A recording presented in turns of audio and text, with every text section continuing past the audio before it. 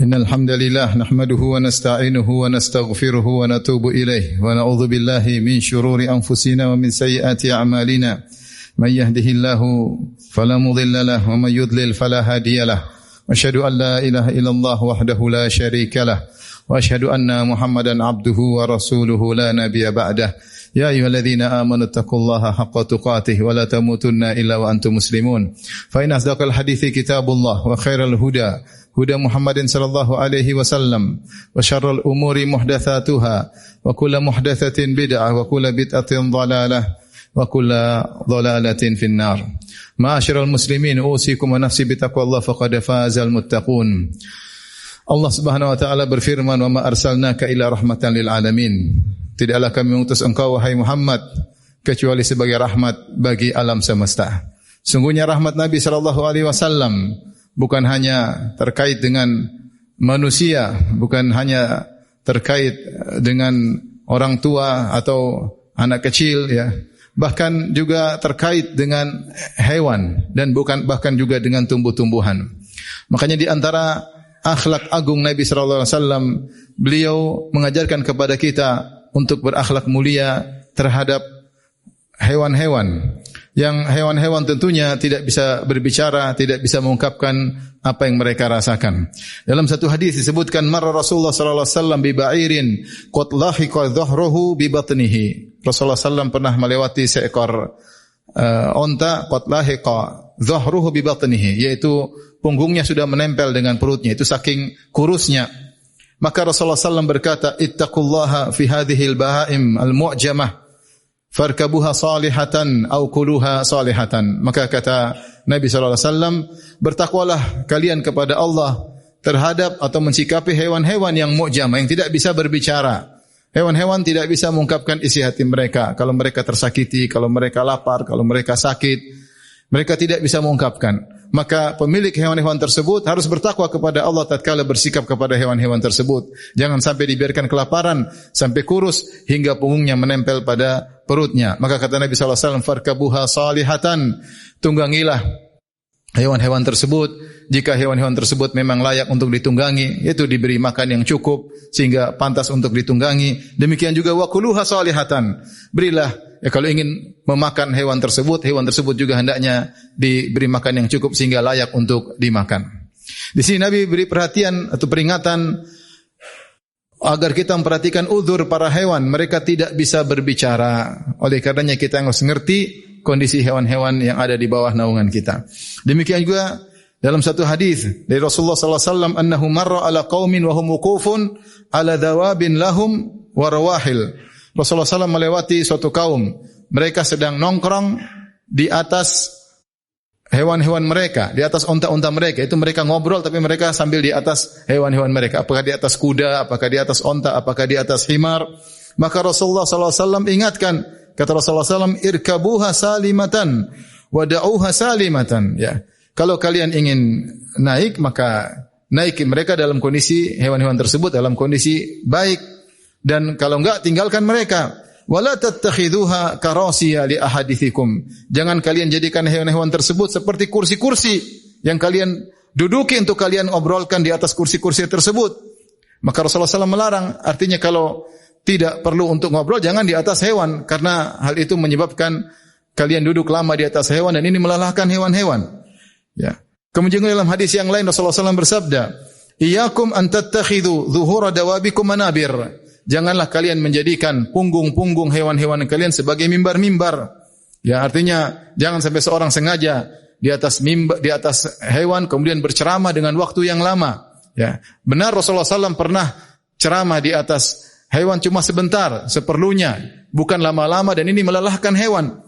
Kata Nabi SAW, fa inna Allah azza wa jalla innama sakharaha lakum lituballighakum ila baladin lam takunu balighihi illa bisyiqqil anfus.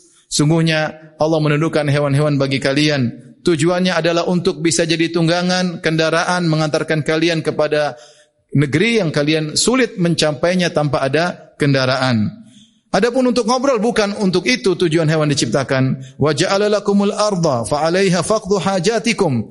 Adapun kalau kalian ngobrol waktu yang lama, ada bumi, silakan berpijak di atas bumi. Adapun hewan jangan dijadikan seperti kursi-kursi, seperti mimbar-mimbar. Kalau perlu naikin, kalau enggak mau ngobrol duduk di bawah. Lihat bagaimana perhatian Nabi SAW terhadap hewan-hewan. Agar tidak digunakan untuk semena-mena. Ya, kalau ingin ngobrol jangan di atas punggung hewan. Silakan duduk di bawah. Hewan-hewan bukanlah kursi-kursi kalian dan hewan-hewan juga bukanlah mimbar-mimbar untuk kalian.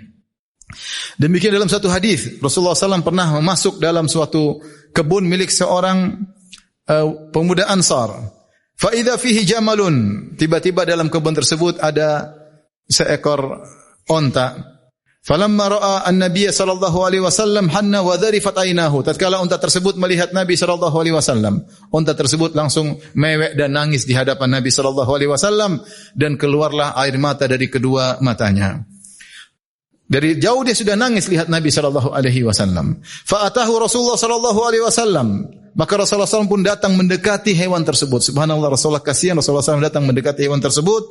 Famasaha dhifrahu. Maka Rasulullah SAW pun menyentuh dhifrahu, yaitu di bagian tengkuk atau di belakang leher yang dekat dengan telinga. Ada dua. Rasulullah SAW sentuh, yaitu Rasulullah tenangkan. Fasakata, maka hewan tadi berhenti dari tangisannya dan isakannya, onta tersebut. Faqala, maka Rasulullah berkata, Man rabbu hadzal jamal? Siapa pemilik onta ini? Liman hadzal jamal? Punya siapa onta ini? Faja'a fatan minal ansar, maka datanglah seorang pemuda dari Ansar, dia berkata, "Li ya Rasulullah, ini adalah ontaku." Maka Rasulullah SAW berkata, "Afala tattaqillah fi hadhihi al-bahimah allati malakaka Allahu iyyaha?" Tidakkah engkau bertakwa kepada Allah dalam menyikapi hewan ini yang di mana Allah telah menjadikan engkau menguasai hewan ini? Fa innahu syaka ilayya annaka tuji'uhu wa tud'ibuhu. Sungguhnya onta ini mengeluh kepadaku, melaporkan bahwasanya engkau telah membuat dia lapar, itu kau tidak kasih makan. Wa tud'ibuhu, itu kau kerjakan dia terus-menerus, ya, kerjaan yang berat dan terus-menerus, maka dia pun lapor kepadaku. Subhanallah, Nabi sallallahu alaihi wasallam mengingatkan pemilik onta agar bertakwa kepada Allah, jangan sampai tidak diperhatikan dengan baik. Demikian dalam hadis yang lain, bagaimana perhatian Nabi terhadap hewan. Kata Ibnu Mas'ud radhiyallahu ta'ala anhu, kunna ma'a Rasulullah sallallahu fi safarin. Suatu hari kami dalam safar, fantalaqa li hajatihi, maka Rasulullah sallallahu pun pergi karena ada keperluan meninggalkan kami. Fara'aina hummaratan ma'aha farkhan. Tiba-tiba kami melihat ada hummarah, yaitu burung kecil, ya, seperti burung merpati, dan dia punya dua anak burung masih kecil, 2 ekor. Fa akhadna farkhaiha, maka kami pun ambil 2 anak burung tersebut. Faja'at ta'rishu, maka induknya datang, kemudian dia mengepakkan sayapnya ketakutan, ya, mendekati, khawatir diambil juga, menjauhi, khawatir anaknya diapa-apain oleh kami. Maka dia dalam kebingungan mengepak-ngepakkan sayapnya, kedua sayapnya. Maka Rasulullah SAW pun datang, maka Rasulullah SAW berkata, Man faja'a hadhihi biwaladiha. Siapa yang bikin sedih, bikin gelisah burung ini, ya, dengan kondisi anaknya. Ruddu waladaha ilaiha, kembalikanlah anaknya kepada induknya. Subhanallah, Rasulullah SAW menyebut anak, ya, walad, ya. Rasulullah tidak mengatakan ruddu farkhaiha, tapi Rasulullah mengatakan kembalikan anaknya. Seperti ini induk seorang ibu dengan anaknya. Kata Rasulullah SAW, kembalikan anak itu kepada ibunya. Ya, maka Rasulullah SAW tegur para sahabat. Kenapa? Karena hal ini membuat gelisah burung tersebut. Ya, maka Rasulullah SAW peka, kasihan lihat ada burung, kemudian gelisah karena anaknya dipisahkan antara dia dengan anak-anaknya. Ma'asyiral muslimin, tentu masih banyak hadis-hadis yang lain yang menunjukkan bagaimana perhatian Nabi SAW terhadap hewan. Rasulullah tidak ingin hewan dizalimi. Rasulullah SAW ingin agar hewan disikapi dengan sikap yang baik. Bahkan di antara yang menakjubkan di antara akhlak Nabi SAW, ketika Rasulullah SAW hendak melaksanakan umrah, yaitu yang dikenal dengan Umratul Hudaybiyah, maka ketika hendak masuk Mekah, tiba-tiba onta Nabi SAW berhenti, tidak berjalan menuju Mekah, tapi berhenti. Maka para sahabat yang bersama Nabi mengatakan, hal, ayo jalan. Fa'alahat, ternyata onta tersebut tidak mau jalan. Maka para sahabat kemudian berkata, khala'atil qaswa, onta Nabi al-qaswa tidak mau jalan. Ngayal tidak mau jalan. Khala'atil qaswa, onta Rasulullah SAW tidak mau jalan. Maka Nabi SAW kemudian membela ontanya. Maka Rasulullah berkata, ma khala'atil qaswa, sungguhnya ontaku bukan begitu. Dia tidak pernah ngayal, dia tidak pernah berhenti, ya, Walaisa dzaka laha bi khuluqin, dan ngeyel itu bukan akhlak ontaku. Walakin habasaha habisul fil, tapi dia berhenti itu karena Allah yang membuat dia berhenti, yaitu yang penghalang gajah-gajah. Sebagaimana Allah telah membuat tentara bergajah tidak bisa masuk ke kota Mekah menuju Ka'bah, Allah hentikan, maka itu pula Allah yang telah pernah menghentikan para gajah Abraha, dia juga yang menghentikan ontaku. Lihat bagaimana Nabi sallallahu alaihi wasallam membela ontanya ketika ontanya dituduh yang tidak-tidak. Bahwasanya ontanya dituduh ngeyel, tidak mau jalan, ya. Tapi Rasulullah SAW mengatakan, walaisa dzaka laha bi khuluqin, itu bukan akhlak dari ontaku. Dan ini menunjukkan bagaimana Rasulullah SAW benar-benar perhatian terhadap para hewan. Bahkan ketika hewan dituduh yang tidak-tidak, Nabi pun menyempatkan untuk membela hewan tersebut. Dan ini adalah keindahan akhlak Rasulullah SAW. Aqulu qali hadza, astaghfirullah li wa lakum wa lisal muslimin kulli dhanbin khati'ah fastaghfiruhu innahu huwal ghafurur rahim.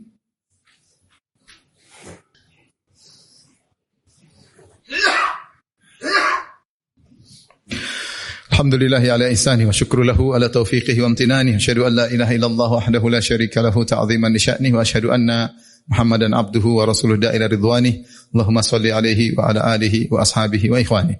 Ma'asyiral muslimin, sungguhnya sikap terhadap hewan bisa mendatangkan pahala dan juga bisa menyebabkan masuk neraka.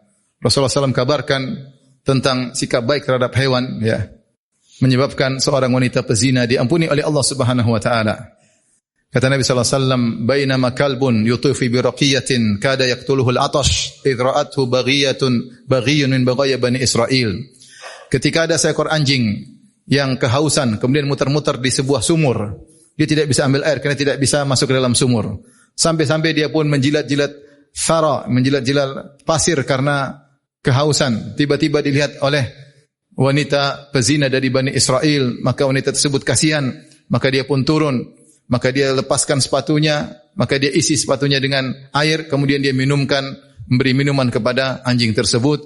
Maka Rasulullah SAW berkata, "Faghfarallahu laha bihi," maka Allah pun ampuni wanita tersebut gara-gara berbuat baik kepada hewan tadi. Maka Rasulullah berkata, "Fi kulli kabidin ratbin atau fi kulli kabidin ratbatin ajrun." Maka sikap baik kepada setiap makhluk yang memiliki hati yang basah, maksudnya setiap makhluk yang bernyawa, kalau kita berbuat baik kepadanya maka ada pahala di sisi Allah Subhanahu wa taala. Sebaliknya, jika seorang zalim kepada hewan, maka juga bisa menyebabkan dia masuk neraka jahanam. Rasulullah SAW mengatakan, "Dakhalat imra'atun an-nara fi hirratin habasatha." Ada seorang wanita masuk neraka gara-gara mengekang seekor kucing hatta matat, dikekang sampai mati. Lahi at'amatha, dia tidak memberi makan kepada kucing tersebut, walahi tarakatha ta'kulu min khashashil ard, tidak diberi makan dan juga tidak dilepas kucing tersebut untuk cari makan sendiri. Akhirnya kucing tersebut mati karena dizalimi, akhirnya wanita ini masuk neraka gara-gara kucing tersebut. Maka perhatian terhadap hewan, ya, dijalankan oleh para sahabat radhiyallahu taala anhum. Diriwayatkan dari Umar bin Khattab radhiyallahu anhu dengan sanad yang hasan, beliau berkata, "Lau matat syatun bi syattil furat," seandainya ada seekor kambing mati di pinggiran sungai Efrat, ya. Dha'iatan, tidak ada yang perhatikan. "La dhanantu anna Allah sa'iluni," maka sungguh aku meyakini Allah akan bertanya kepadaku anha, tentang kambing tersebut yaumal qiyamah, pada hari kiamat kelak. Perhatikan bagaimana Umar bin Khattab radhiyallahu anhu adalah khalifah Amirul Mukminin dan dia bermarkas di kota Madinah. Namun kekuasaan kaum muslimin sampai di kota Irak, sampai di negeri Irak. Namun yang dipikir oleh Umar bukan cuma kota Madinah, karena kekuasaannya luas sampai di Irak. Dia berkata, seandainya ada seekor kambing berada di pinggiran sungai Efrat, kemudian ternyata mati gara-gara tidak diperhatikan, saya menyangka Allah akan bertanya kepadaku, "Wahai Umar, kenapa kau biarkan dia mati?" Bagaimana Umar radhiyallahu anhu merasa bahwasanya pertanggungjawaban dia sebagai seorang pemimpin sampai mencakup seluruh wilayah, sampai bukan pada manusia, bahkan hewan, dia akan ditanya oleh Allah Subhanahu wa taala. Bagaimana takwa para sahabat sehingga mereka tatkala bermuamalah dengan hewan pun mereka hati-hati. Demikian juga diriwayatkan dari Abu Darda radhiyallahu taala anhu, kata Muawiyah bin Qurrah, "Kana li Abi Darda jamalun yuqalu lahu Damun," ya. "Fakana idza ista'aruhu minhu qala la tuhammilu alaihi illa kadza wa kadza." Abu Darda radhiyallahu anhu punya seekor onta, ya. Onta tersebut kadang-kadang dipinjam dari dia. Kalau ada yang meminjam, kata Abu Darda, jangan pikulkan dia kecuali sekian. Itu jangan berat-beratin, karena onta tugasnya diantaranya untuk mikul barang-barang. Kata Abu Darda, kalau kalian pinjam boleh, tapi jangan pikulkan lebih daripada kemampuannya. Fa innahu la yutiqu aktsara min dzalik. Dia tidak mampu untuk mengangkut berat yang lebih daripada itu. Perhatikan, falamma hadaratuhul wafat, tatkala Abu Darda akan meninggal dunia, faqala, maka dia berkata kepada ontanya, wahai onta, la tukhasimni ghadan inda rabbi. Jangan kau bermusuhan debat aku pada hari kiamat kelak di sisi Rabbku. Jangan. Itu dia tidak mau masalah dengan ontanya. Fa inni lan akun uhammilu alaika illa ma tuti. Ketahuilah aku tidak pernah membebani engkau memikul barang lebih berat dari yang kau mampu. Tidak pernah. Jangan kau debat aku pada hari kiamat di sisi Allah Subhanahu wa taala. Lihatlah bagaimana takwa yang luar biasa dari Abu Darda. Sampai dia tidak ingin bermasalah dengan ontanya. Maka dia tidak ingin memikulkan beban lebih berat daripada apa yang dimampui oleh ontanya. Tidak ingin. Ini onta. Bagaimana lagi dengan pembantu? Bagaimana dengan supir? Bagaimana dengan pegawai? Seorang membebani hal yang lebih berat daripada kesepakatan, daripada yang dimampui. Onta saja Abu Darda khawatir akan jadi membuat masalah di hari kiamat kelak. Kemudian juga dari Umar bin Abdul Aziz rahimahullahu taala, ketika dia mendengar kabar dari Mesir, dia tulis kepada gubernur-gubernur yang ada di Mesir, dia berkata, innahu balagani anna bi Misr ibilan naqalat yuhmalu ala al-ba'ir minha al-frital. Telah sampai kepadaku bahwasanya di Mesir ada onta-onta yang digunakan untuk pengangkutan, ya. Dan ternyata dipikulkan kepada onta sampai al-frital, itu ukuran berat tertentu. Saya dengar begitu. Fa idza ataka kitabi, wahai gubernurku, kalau datang suratku ini kepada engkau, fala a'rifanna annahu yuhmal 'alal ba'iri aktsar min 600 rital. Kalau sudah sampai surat kepadamu, jangan sampai ada di Mesir ada onta yang diberi pikulan atau beban lebih berat daripada 600 rital, yaitu ukuran di zaman tersebut. Lihatlah bagaimana Umar bin Abdul Aziz tidak membiarkan ada onta dizalimi di Mesir. Semua ini karena takwa kepada Allah Subhanahu wa taala.